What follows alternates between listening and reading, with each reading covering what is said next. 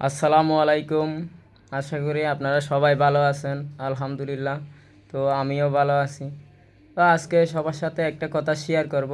সেটা হলো, একটা পাখি তাড়াহুড়ো করে মাছ শিকার করতে গিয়ে ভুল করে একটা ভয়ঙ্কর সাপকে মাছ ভেবে খেয়ে ফেলল।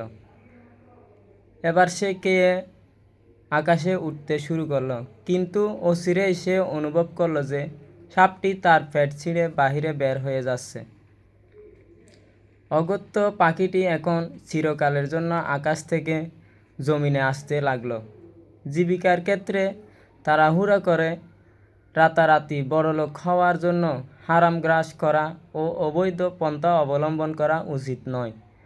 হয়তোবা এই হারাম গ্রাস ও অবৈধ মাধ্যমটি নিজের জীবনটাই কেড়ে নিয়ে নিতে পারে। মানুষকে টকিয়ে মানুষের হক মেরে জোর জবরদস্তি করে আপনি যে টাকার পাহাড় বানাবেন, একটা সময় সেটা ভয়ঙ্কর সাপ হয়ে আপনাকে দংশন করবে। তো সুতরাং আমাদের সবাইকে আল্লাহ বুঝার তৌফিক দান করুক। সবাই ভালো থাকবেন, অবশ্যই সবাই ভালোভাবে পথ চলার চেষ্টা করবেন। আসসালামু আলাইকুম।